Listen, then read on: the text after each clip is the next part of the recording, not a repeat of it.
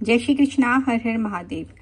कार्तिक महात्म का पहला अध्याय। सूत जी कहते हैं, एक समय की बात है, देवर्षि नारद कल्पवृक्ष के दिव्य पुष्प लेकर द्वारका में भगवान श्री कृष्ण के दर्शन करने के लिए आए। श्री कृष्ण ने स्वागत पूर्वक नारद जी का सत्कार करते हुए उन्हें पाद्य अर्घ्य निवेदन करने के पश्चात बैठने को आसन दिया। नारद जी ने वह दिव्य पुष्प भगवान को भेंट कर दिए। भगवान ने अपनी 16,000 रानियों में उन फूलों को बांट दिया। नारद जी के जाने के बाद सत्यभामा ने पूछा, नाथ, मैंने पूर्व जन्म में कौन सा दान, तप अथवा व्रत किया था जिससे मैं मृत्यु लोक में जन्म लेकर भी आपकी अर्धांगिनी हुई?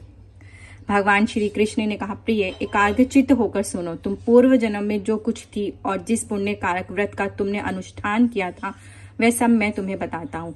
सत्ययुग के अंत में मायापुरी हरिद्वार के भीतर अनिकुल में उत्पन्न एक ब्राह्मण रहते थे जो देव शर्मा नाम से प्रसिद्ध थे। वे वेद वेदांगों के पारंगत विद्वान, अतिथि सेवी, सूर्य व्रत के पालन में तत्पर रहने वाले थे। प्रतिदिन सूर्य की आराधना करने के कारण वे साक्षात सूर्य की भांति तेजस्वी जान पड़ते थे। उनकी अवस्था अधिक हो चली थी। ब्राह्मण के कोई पुत्र नहीं था, केवल एक पुत्री थी जिसका नाम गुणवंती था। उन्होंने अपने चंद्र नामक शिष्य का साथ उसका विवाह कर दिया। वे उस शिष्य को ही पुत्र की भांति मानते थे।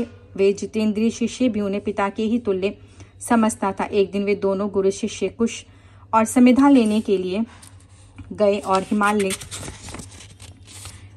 के शाखभूत पर्वत के वन में इधर उधर भ्रमण करने लगे। इतने में ही उन्होंने एक भयंकर राक्षस को अपनी ओर आते देखा। उनके सारे अंग भय से कांपने लगे। वे भागने में भी असमर्थ हो गए।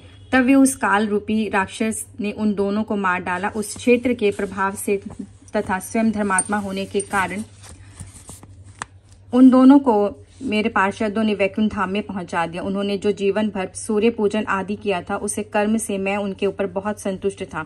सूर्य, शिव, गणेश, विष्णु तथा शक्ति के उपासक भी मुझे ही प्राप्त होते हैं। जैसे वर्षा का जल सब ओर से समुद्र में ही जाता है, उसी प्रकार इन पांचों के उपासक मेरे ही पास आते हैं।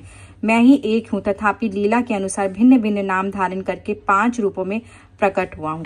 कार्तिक महात्म का पहला अध्याय संपूर्ण। जय श्री कृष्णा। हर हर महादेव।